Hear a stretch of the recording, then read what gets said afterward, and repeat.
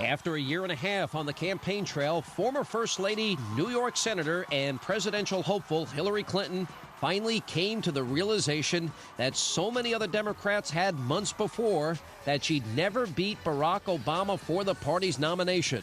Now, it must have been a hard pill to swallow. The former First Lady hung on for dear life to every popular vote that she got. Delegates, super or otherwise, be damned. It seems she just couldn't believe that she'd ever lose. The Clintons were used to being the dominant force in the Democratic Party.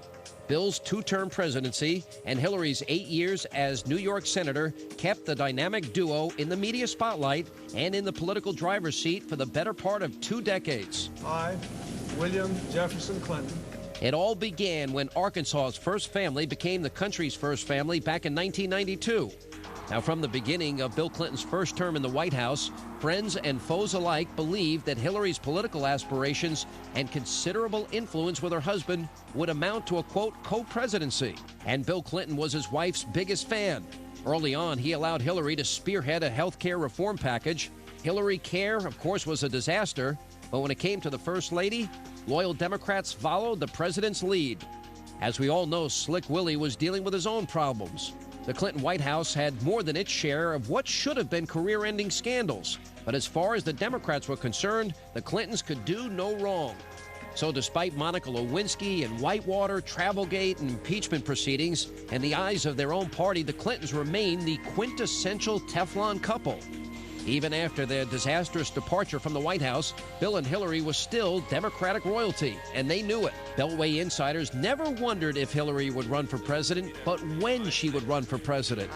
To many, it seemed her desire to be a New York senator was just a springboard to bigger and better things, and they were right. In 2007, it seemed that the stars had finally aligned for Hillary Clinton to make a historic run for the presidency.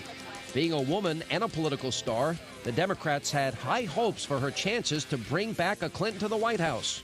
So what happened? How did Hillary's golden opportunity slip from her hands? Well, right off the bat, she wanted to be the first female president, was running against Barack Obama, who wanted to be the first African-American president, and both of them were running historic campaigns. At the start of the campaign, Barack Obama read the rule book and Hillary Clinton didn't. It was almost that simple. Obama understood that this was a primary in which the delegates would be awarded based on proportional representation. In the Republican primary, not so. When McCain won a state, he got everything from the state. But in the Democratic primary, if you carried a state by a landslide, 57-43, you only got 57% of the delegates and your opponent got 43.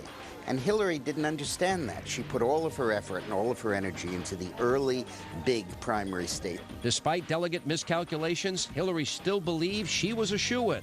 At every debate, caucus, and campaign stop, she repeated her mantra, "I have more experience." What hurt her was not that she was a woman, but that her experience and her credentials all came from her husband.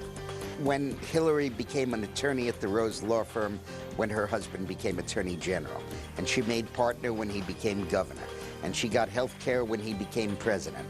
She got the Senate seat when he triumphed over impeachment. And now she's running for president on what? A program of experience. Whose experience? Bill's. And the silver-tongued former president, well, he didn't help his wife's campaign. You interrupted my speech. You let me talk, will you? I think that Bill and Hillary orchestrate what they do together. They plan it. And to say that Bill hurt Hillary is like saying the left hand hurt the right hand. And then there were the big white lies. I remember landing under sniper fire. She had no experience, but she had to run on experience because that's what her advisors told her to do to counter Obama's lack of experience. So she had to resort to subterfuge, and she had to embellish stuff. So she toured 76 foreign countries as First Lady, riding elephants for photo opportunities. She had to make it seem as if she was closely involved in diplomacy.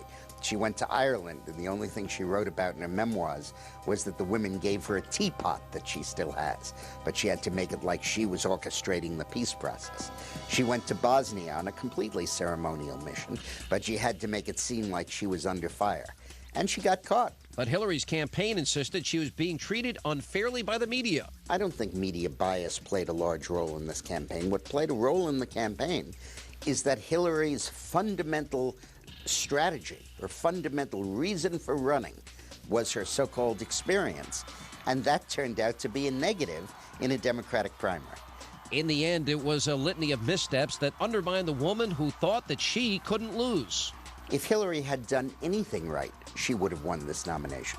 It took the most god-awful campaign in the world to lose this nomination.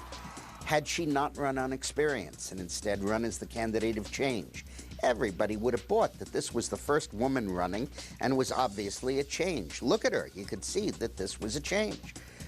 She could obviously have done that. Not descend to race as the campaign moved on, but instead embrace strong, aggressive causes that would show her as being antithetical to Washington and being in favor of change. Do her negative research better. Come up with Reverend Right in December and put it out there. Don't wait for it to break after Super Tuesday.